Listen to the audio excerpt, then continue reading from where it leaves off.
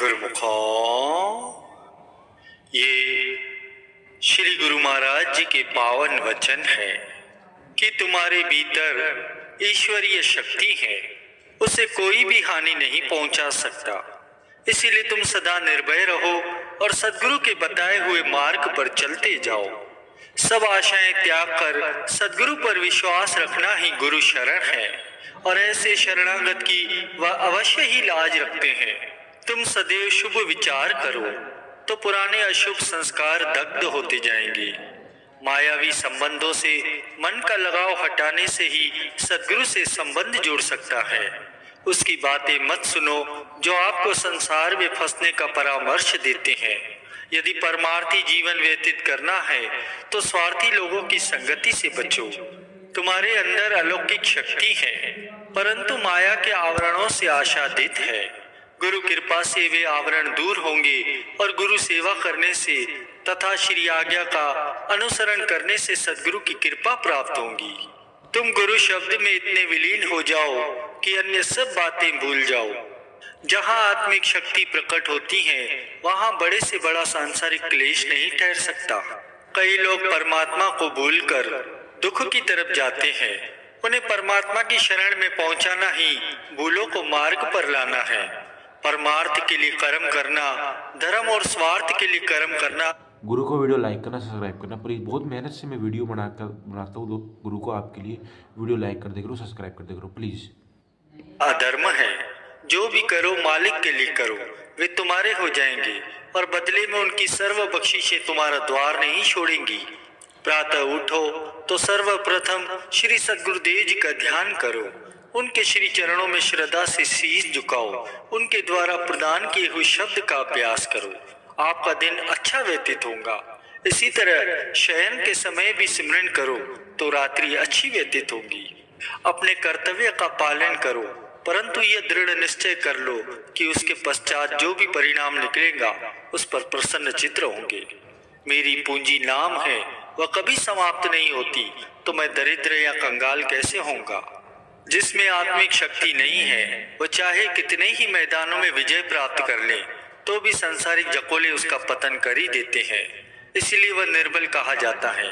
उसे सत्संग में जहाँ आत्मिक शक्ति उपलब्ध होती है ले जाना ही निर्बलों की सहायता करना है। माया की तृष्णा के कारण आज करोड़पति भी भूखे हैं। नाम के अभ्यास के बिना तृष्णा कभी बुझ नहीं सकती। नाम से भूले हुए को नाम जपाने का प्रयत्न करना मानो अतृप्त को तृप्त करना है। सगल सृष्टि का राजा दुखिया, हरि का नाम जपत हुए सुखिया। किसी को नाम जपाना ही दुखियों को सुखी करना है। नाम से बेमुख जब वह स्वयं ही दुखी है तो अन्य को सुख कहाँ से प्रदान कर सकता है। मन को सिमरन में और इंद्रियों को सेवा में संलग्न रखो। मन कामनाओं में भटकता फिरे और बाहर से समाधि लगाकर बैठना या जप तप करना परमार्थ नहीं होता। जहाँ हठ योगी और तपस्वी हजारों जन्मों में नहीं पहुँच सकते, वहाँ सच्चा प्रेमी पल भर में पहुँच जाता है। भक्ति करनी है तो किसी से शत्रुता या वैमनस्य न रखो। चिंता मत करो। संकट के समय श्री सद्गुरुदेव जी से प्रार्थना करो, कठिन कार्य भी सरल हो जाएंगे। जो कुछ भी हो रहा है उसे मालिक की मौज समझो। संत का वचन सच्ची शक्ति के भंडार में से आता है। जो उस वचन को मानता है हो जाती है। सद्गुरु का शब्द अक्षरों में नहीं आता, वह शक्ति तो समस्त जगत का आधार है। जैसे जैसे उसमें मन लगेगा आपकी रूह शक्तिशाली बनती जाएंगी। विकारों को विष तुल्य समझो। जैसे थोड़ा सा विष भी शरीर को नष्ट कर देता है, उसी प्रकार थोड़ा सा विकार भी रूहानियत को विनष्ट कर देता है। तुम अपने आप को अधिकारी बनाओ तो समस्त अधिकार तुम्हारा द्वार स्वतः ही खटखटाएंगे। संतों की आज्ञा मानने से उनकी कृपा आप पर होगी, न केवल वाणी पढ़ने से। सर्दी गर्मी मान अपमान सहन कर लो। विजय पतन दोनों में प्रसन्नता और गम से रहित रहो। दुनिया में रहो मगर दुनिया को अपने मन में मत रहने दो। दूसरों की बुराइयों को भुला दो। प्रत्येक हृदय में हरि है, इसलिए प्रत्येक से सद्व्यवहार करो। मालिक को अंग संग जानकर निर्भय रहो। किसी से वैमनस्य न रखो। घृणा पर प्रेम से विजय प्राप्त करो। तुम अपना मन पूर्ण रूप से सद्गुरु के शब्द में लगाओ तो तुम्हारे शेष समस्त कार्य प्रकृति की सारी शक्तियां करेंगी। जो आपसे घृणा करते हैं या आपको कष्ट देते हैं उनके लिए भी मालिक से दया याचना करो। प्रभु में जितना तुम्हारा विश्वास होगा उतनी तुम्हें सफलता प्राप्त होगी। मन में अगर कोई समस्या हो तो मालिक के प्यारों से मिलो तो समस्या सिद्ध हो जाएगी। पल पल में यही चिंतन करो कि मालिक मेरे अंग संग है। संशयी मनुष्य ईश्वरी कृपा को कभी प्राप्त नहीं कर सकता। सत्य मार्ग पर पदार्पण किया है तो अटल निष्ठा को धारण करो। जैसे सूर्य के सामने अंधकार नहीं ठहर सकता, वैसे ही विश्वास के आगे भय नहीं ठहरता। सद्गुरु का ध्यान करोगे तो मार्ग प्रकाशमय होगा और समय समय पर सहायता मिलती रहेगी। साधना में भगवान के चिंतन में कभी संतोष न आने पाए, उसकी भूख को बराबर बढ़ाते चलो। भक्ति करने वाले का खाना पीना पहनना सब सार्थक है। जो संतों की आज्ञा का उल्लंघन करता है उसकी संसारी चाहे कितनी भी सहायता क्यों न कर ले, परंतु फिर भी वह निस्सहाय है। जो अपनी सहायता स्वयं नहीं करता अर्थात मन और इंद्रियों पर संयम नहीं करता, उसे बाह्य सहायता देना कलर में बीजारोपण करना है। बुराई से घृणा करो, बुरे व्यक्ति से नहीं। उलझना आसान है, सुलझना मुश्किल होता है। यदि संकल्प शक्ति उच्च दर्जे की है तो कुछ भी असंभव नहीं है। दिल में एक ही चीज समा सकती है, प्रभु का प्यार या विषय वासना। जल से भरे पात्र को खाली करना होगा अगर उसे दूध से भरना है तो। माया प्रभु की ही धरोहर है, उसे ऐसे ढंग से व्यय करो कि वह प्रभु चरणों में जा पहुंचे।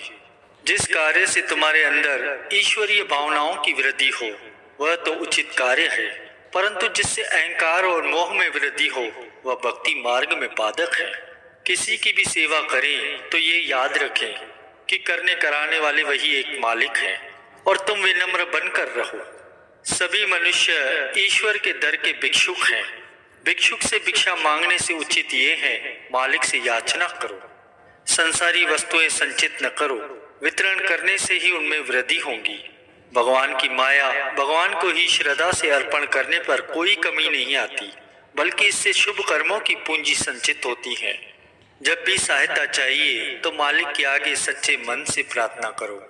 अन्य सभी ओट आश्रय व्यर्थ समझकर एक केवल श्री सद्गुरुदेव जी का आश्रय लो तो कठिन समय कभी उपस्थित नहीं होगा। तुम वर्तमान की सोचो, भविष्य की भगवान स्वयं सोचेंगे। सद्गुरु का द्वार न छोड़ो, एक न एक दिन अवश्य ही निहाल हो जाओगे। जीवन में कभी भी निराश या उदास मत हो, आशा और उत्साह से आध्यात्मिक मार्ग पर अग्रसर होते जाओ। प्रतिदिन प्रातः उठकर सोचो कि आज का दिन मेरे लिए बहुत ही महत्वपूर्ण है और उसे अधिक से अधिक उपयोगी बनाना है। यदि तुम में नम्रता और प्रेम भाव नहीं है तो थोथी ज्ञान चर्चा से कुछ भी प्राप्त नहीं होगा। ज्ञानियों में ज्ञानी तो वो है जो संसारिक असत्य सुखों को भक्ति के मार्ग पर न्योछावर कर देता है। सद्गुरु की सेवा से प्रेमाग्नि प्रचंड होकर झूठे मोह को भस्म कर देती है। मनमति पर चलने वाला व्यक्ति सद्गुरु की कृपा को हाथों से खो बैठता है। जो मनुष्य अल्प सुख के कारण नित्य सुख की परवाह नहीं करता उसे कौन बुद्धिमान कहेगा। विद्या ऐसी पढ़ो जिससे स्वयं को और अपने मालिक को पहचान सको। चाहे कोई सर्वगुण संपन्न क्यों ना हो जाए, किंतु यदि उसके हृदय में नम्रता नहीं है तो वह मालिक के द्वार पर स्वीकृत नहीं होता। महापुरुष चेतावनी देते हैं कि जो कुछ भी करो तो मालिक के निमित्त करो, और ऐसी भावना जो दिल में होंगी तो मालिक की रचना के सभी पदार्थ अपने आप तुम्हारे पीछे पीछे आएंगे। सद्गुरु का वचन सचखंड से उतरा हुआ समझकर मन के व्यर्थ विचारों को त्याग कर उस एक वचन को पकड़ लोगे तो वहां पहुंच जाओगे जहां से इसका अवतरण हुआ है। सभी व्याधियों की जड़ है मोह। इसी के कारण ही जीव 84 लाख योनियों के गर्त में गिरता है। इसीलिए सद्गुरु की आज्ञा में चलकर मोह का बंधन काट दो। अपनी शक्ति और समय को लोगों की निंदा में नष्ट न करो। सद्गुरु शब्द के अभ्यास से सभी विद्याएं, सभी गुण और रिद्धियां सिद्धियां सरलता से प्राप्त होती हैं। जो ईश्वर को सब में और सबको ईश्वर में देखता है उसका चित्त स्थिर है। जितना अंतर्मुख रहोगे उतना ही सूक्ष्म से सूक्ष्म बातों को सरलता से समझ लोगे। जिसमें धैर्य और दीनता है वह शत्रुओं पर विजय शीघ्र ही प्राप्त कर लेता है।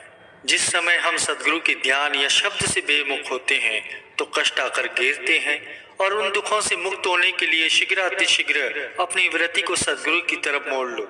सदगुरु हार्दिक प्रेम को देखते हैं, न कि कार्य करने की मात्रा को देखते हैं। गुरु कृपा का तो सच्चा पात्र नम्रता वाला व्यक्ति ही होता है। अहंकारी पुरुष गुरु कृपा से हमेशा ही वंचित रहता है और